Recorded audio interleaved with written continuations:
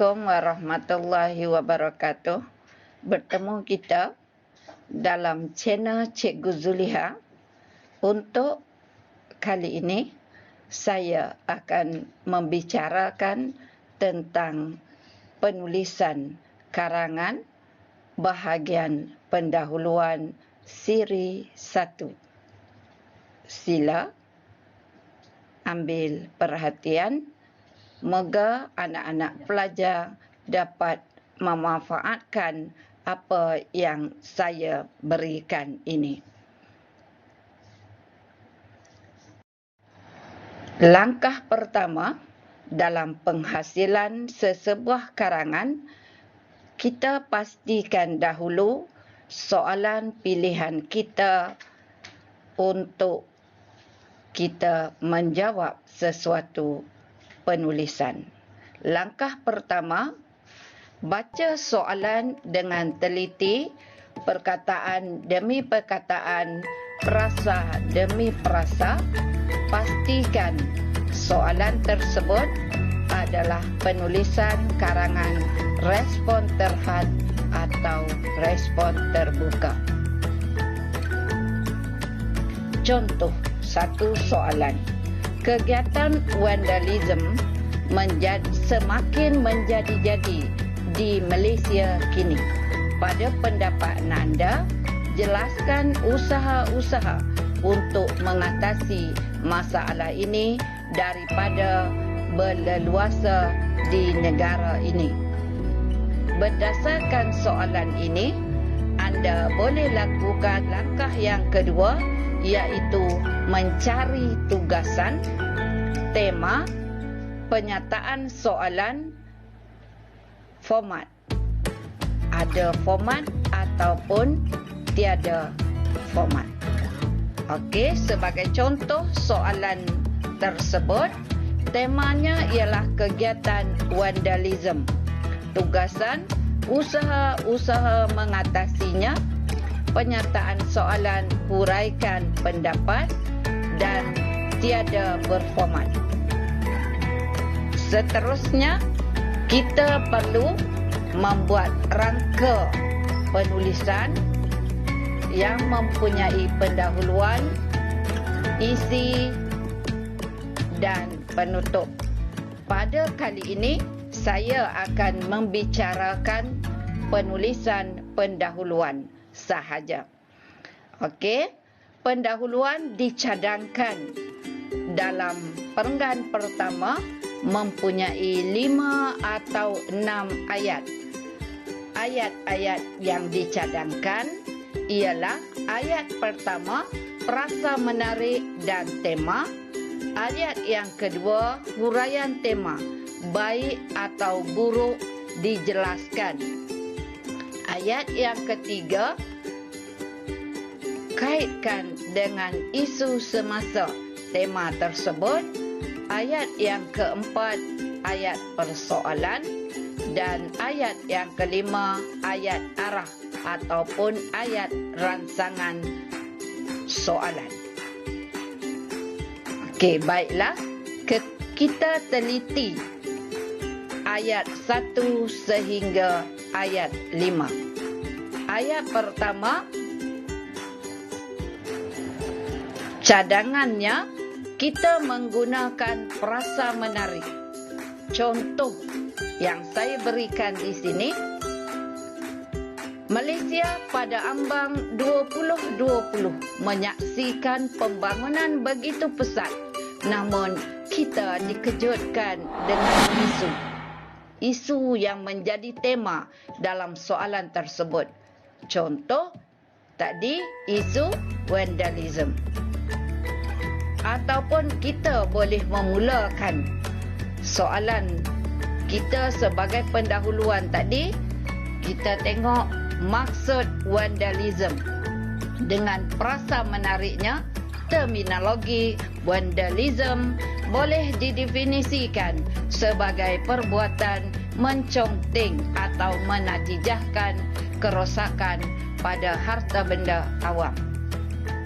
Okey, seterusnya contoh ayat ketiga yang saya berikan pada anda untuk kali ini ialah dalam dunia yang dilingkari kemajuan sains dan teknologi ini, isu vandalisme menjadi virus bernanah dalam kalangan tulang belakang masyarakat Malaysia. Tulang belakang maksudnya ialah rakyat. Ayat yang kedua, cadangan ayat yang kedua. Umumnya mengetahui isu vandalisme ataupun anda boleh mulakan sehubungan dengan itu kita didedahkan dengan isu ataupun lazimnya kita didedahkan dengan isu. Namun begitu, satu hakikat yang tidak boleh dikesampingkan ialah itu cadangan ayat kedua dalam pendahuluan. Ayat yang ketiga dalam pendahuluan kita memberikan pendapat tokoh yang terkenal dalam negara kita. Antaranya Perdana Menteri dalam satu seminar, kolokium ataupun majlis atau convocation. Anak-anak pelajar boleh menggunakan pelbagai ayat untuk memaparkan tema tadi. Selain itu, Dr. Fazilah Kamsah dalam satu motivasinya berkata berkaitan dengan tema. Perkara contoh yang ketiga, mantan Perdana Menteri. Contoh yang keempat, Ustaz Azhar Idrus pernah berpesan berkaitan dengan tema soalan yang anak-anak pilih. Ayat yang keempat, ayat persoalan. Ayat persoalan ini senang sahaja. Kita perlu berikan persoalan kepada tugasan karangan kita. Ambil saja daripada soalan. Persoalannya, apakah usaha-usaha menangani masalah vandalisme ataupun persoalan yang sering berlegar-legar dalam minda saya, apakah sebab dan usaha untuk menangani masalah vandalisme. Okey, dan ayat terakhir ialah ayat rangsangan ataupun ayat arah kepada tugasan. Kita pastikan ayat ini kita fokus kepada tugasan soalan. Sebagai contoh, setiap penyakit pasti ada penawarnya. Maka langkah-langkah dominan perlu dijana bagi memastikan masalah dapat diatasi segera. Ataupun oleh yang demikian, pelbagai prakasa yang dianggap kompeten, komprehensif dan ampuh perlu diimplementasikan secara konsisten agar pisang tidak berbuah dua kali. Oleh itu, pelbagai usaha perlu dibugarkan oleh semua pihak untuk menyelesaikan masalah ini. Selain itu, anak-anak boleh menggunakan juga pelbagai faktor yang menjadi tunjang dalam masalah ini perlu dikaji dari akar umbinya untuk diatasi segera. Okey, berdasarkan 5 ayat yang menarik dalam penulisan pendahuluan tadi, maka cikgu bagikan satu contoh pendahuluan yang berkesan untuk rujukan para anak-anak pelajar. Contohnya, cikgu bacakan di sini.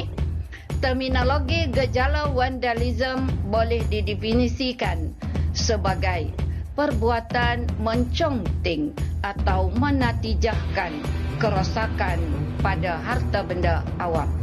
Saban hari, berita tentang gejala vandalisme terpampang dan terhidang dalam dada-dada akhbar.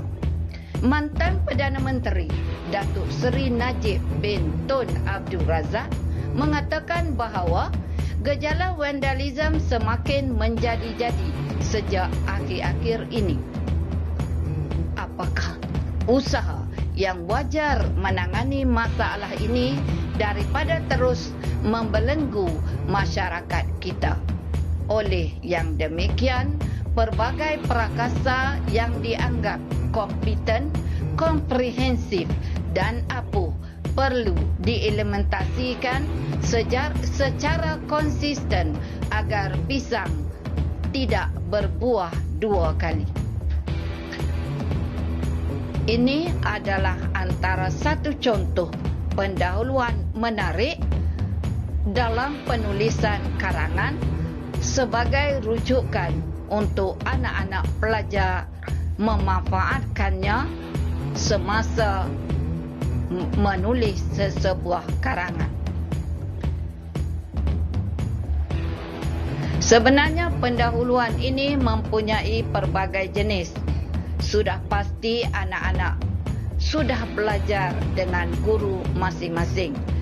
Dan pelbagai jenis pendahuluan ini anak-anak boleh aplikasi dalam penulisan sesebuah karangan, dan saya sudah memberikan kepada anak-anak sebagai rujukan dengan sebuah pendahuluan yang mempunyai pelbagai gabungan.